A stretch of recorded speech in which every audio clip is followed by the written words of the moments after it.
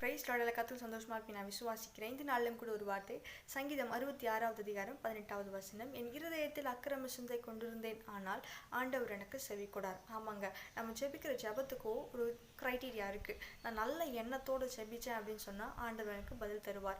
நான் தீய காரியங்கள் அக்கிரம சிந்தையோடு நான் ஜெபித்தேன் அப்படின்னு சொன்னால் ஆண்டவரின் ஜெபத்துக்கு பதில் தர மாட்டார்.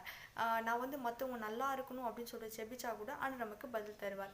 நம்ம பார்க்க ஒன்று செய்ய ஒன்று செஞ்சுட்டு நம்ம உள்ள நல்ல காரியங்கள் இல்லாமல் நான் ஆண்டவருக்கு பிடிச்ச மாதிரி வாழ்கிறேன், நான் ஜெபிக்கிறேன், ஆண்டவர் எனக்கு பதில் தருவார்னு சொல்லிட்டு காணிக்க போட்டு நான் ஃபாஸ்டிங் இருக்கிறேன் அப்படின்னு சொல்லிட்டு நம்ம ப்ரே பண்ணால் ஆண்டவர் நமக்கு பதில் தருவார் அப்படின்னு நினைப்பு இருந்ததுன்னா அது நிச்சயமாக ஒரு பெரிய முட்டாள்தனம். ஆண்டவர் நம்ம ஜெபத்துக்கு பதில் தர மாட்டார். நம்மளுடைய சிந்தை, நம்மளுடைய எண்ணம் நல்லா இருக்கணும். ஏசப்பா அந்த உலகத்தில் வாழும்போது நன்மை செய்கிறவர் நல்லவராக தான் இருந்தார். அது வசனம் சொல்லுது, கிறிஸ்துவின் சிந்தையே உங்களில் இருக்க கடவுது. ஸோ கிறிஸ்து எப்படி இருந்தார், அவரோட சிந்தை எப்படி இருந்துச்சுன்னா சந்தோஷம், சமாதானம், அவர் சுற்றி ஒரு சந்தோஷம், அவர் சுற்றி ஒரு பாசிட்டிவ் வைப் தான்.